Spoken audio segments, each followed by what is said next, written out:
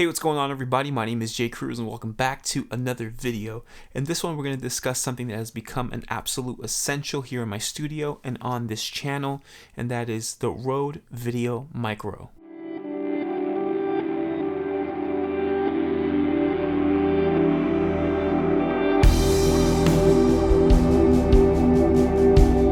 Before we continue with the rest of the video, I do want to say two things. First, I want to thank you. The channel has been doing great. I've been seeing the numbers grow, but we're not where we need to be yet. So you got to continue doing all of the things that will help this channel grow. Like this video, comment and subscribe below, and hit the bell icon so you get an alert every single time I upload a video. And do me a favor, share my video, share my content. It's greatly appreciated.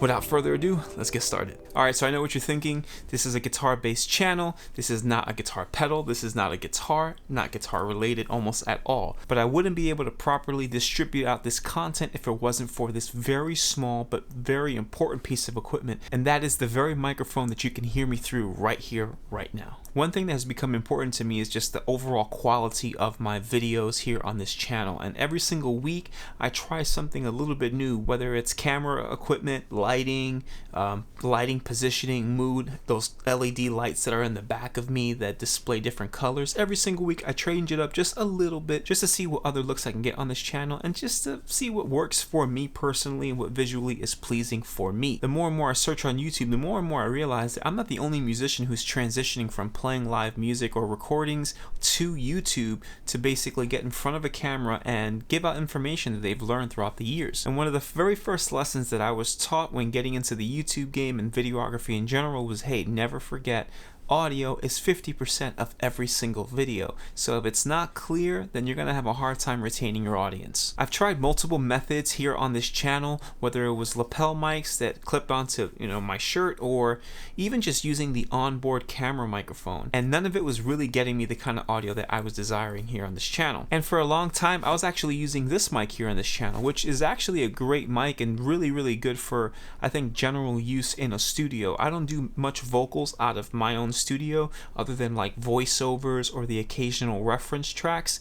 I basically don't do any vocals at all. As you know, I'm an ambient guitar player, and even my personal music is instrumental. Which, by the way, here's a shameless plug. If you go to the description box below, I link you to all of my music that I've released within the last few years. All of the music that I use here on my channel, with the exception of 1 or 2 unreleased tracks, are all released and available for download. So please do me a favor, check out the links in the description box below so you can take a listen to some of my music. Now back to this mic. This is a really great mic. I have zero complaints about it, but it is a little bit of an eyesore having a full-blown condenser style mic in your face. Sometimes I would hold it up here, sometimes I shoot it out of frame, but I would get too much of the room, and then other times I'd have it directly in my face, and no one wants to watch a video with a microphone directly in someone's face. It's not fun. So I was searching Amazon one day and realized, you know what, it would be really convenient if I could have an onboard mic that was a little bit better and more directional and could pick up audio a little more clear when I'm vlogging, and then I could be able to go out, vlog, shoot on the fly, and not worry about the audio so much. So that's when I purchased the Rode Video Micro. This microphone currently is under the $100 mark, and I've seen it actually as low as under $50. I don't remember what I paid for it, but I don't think it was $50. I'm pretty sure I paid towards the $100 mark when they first came out. I'm so surprised to see that this microphone is at such an affordable price point, being that it's become such a vital piece of equipment that helps, with the quality that you're literally watching and listening to at this very moment. Eventually I realized that this mic sounded so good that I started using it even here when I was in the studio in replacement of my studio mic when it comes to filming these videos. Number one, it was just so much easier cutting out a middleman and not having to edit audio in my DAW and then transferring that audio to the video and then syncing it. It was kind of a pain. My audio was sounding just as clear and just as good as it was when I was using the studio mic. However, I do want to give you some tips that can help you get the best audio from this microphone, things that I've learned the hard way here in this very studio. So let's get to it. So first and foremost, I do want to remind you that the audio that you're hearing from this video the entire time is coming from the Rode Video Micro. But as you can clearly see, it's not currently in the frame. In fact, it's actually above my head, just outside of the frame. So let me move the mic down so you can actually see it in frame, and I can give you some tips and tricks on how I've been using it to get the audio quality that you're hearing right now. So for this particular situation, I've been using a desk arm, like a podcast style mic holder, and I've been keeping the mic right above my head, just outside of the frame here, that you can't see it, but you can absolutely obviously hear it. I found that the closer the mic is to the subject in the direction of where you're speaking, it'll give you the clearest sound. Now, that won't stop it from picking up any outside noises. In fact, I live in a house with like 11 other people, and so you oftentimes can hear the bumping of people walking up the stairs or my kids screaming in the background. And look, that's going to happen regardless of how well you mic something if you're not in a soundproof room.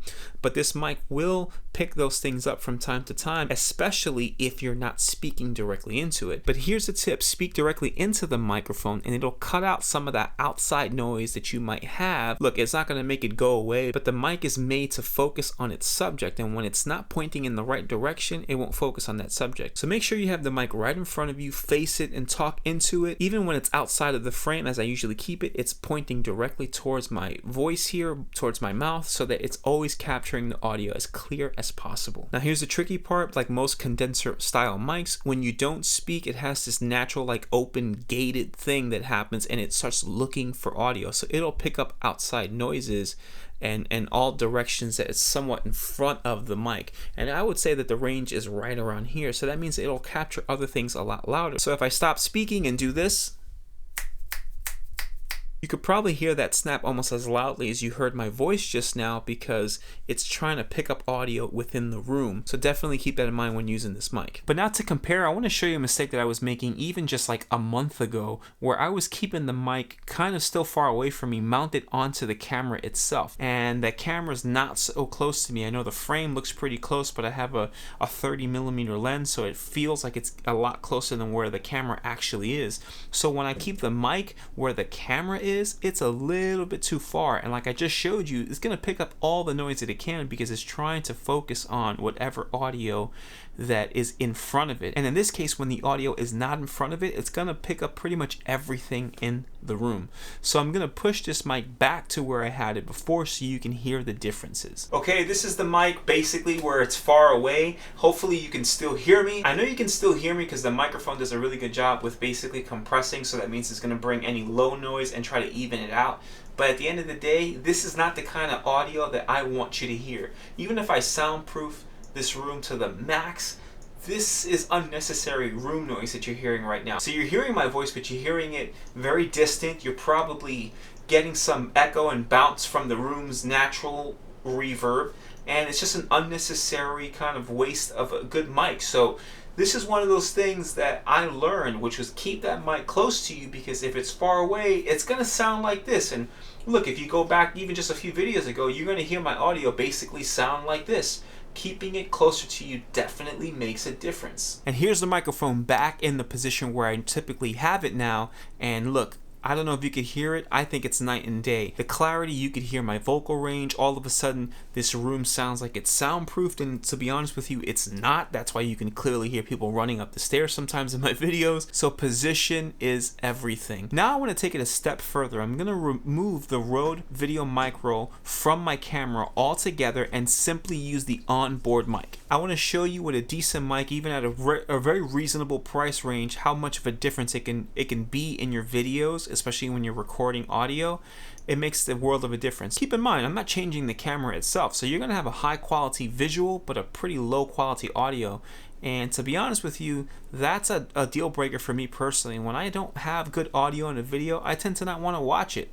So let's hear what that sounds like. Okay, this is now the microphone on my camera, the onboard microphone. I'm currently using the Sony a6400, so hopefully you can hear the difference. What just maybe $50 to $100 difference can make in your videos and in your quality altogether. I don't want to keep using this much longer. Let's put the mic back on. And we are back. This is now again the Rode Video Micro attached back to my camera, and you're now hearing the audio directly from this mic into my camera. If you had asked me when I first decided to purchase this mic, if I knew that it would play such a massive role on this channel, I would have definitely said no. I just was buying it because I wanted to vlog and I wanted better audio than the onboard camera would give me. I had no clue that I could use this mic in the way that I've been using it now, and in a boom style format. Look, people pay a lot of money to boom their audio, and I think I've been getting pretty good quality audio at a very reasonable price point. One thing to note is that they don't only make this for DSLRs or mirrorless style cameras, but they even make it for iPhones. For me, this is a no-brainer. If you're looking to enhance your audio and match the image quality that you're putting out on YouTube or any other format, it could even be social media, getting a microphone just like this one will absolutely give you a much better quality and something that's going to retain the viewers a lot longer. It's one thing to grab people's attention, it's a whole nother thing to retain people's attention. That's hard, and I think that if we get out of our way a little bit, make some minor adjustments, invest in some equipment that will help keep people there, such as good audio, for me it's a must, and I highly recommend this microphone. Now, the last tip that I want to give you is actually doing a little bit of post-production. I've been editing my videos lately using DaVinci Resolve. I usually manipulate the EQ and then add some compression just to normalize those levels. That's pretty much it. I hope you can hear the differences in the audio clips. Now you know my little secret. Right above my head is my little video micro, and I love it. I think it's been one of the most important pieces of gear here in my studio. If you're into videography and audio as a whole, let me know what microphone you recommend, if you've been using this one or others, and let me know why you prefer them over others. I'm definitely interested. I'm always looking to upgrade if possible, and as long as it meets my budget and offers me some functionality, I'm all for it. I'm all ears. I want to learn. So tell me what you recommend and what you've been using. You know the deal. Please do all of the things to help this channel grow. Like this video, comment, and subscribe below, and be sure to hit the bell icon so you get an alert every single time I upload a video. Thanks again for watching, and until next time.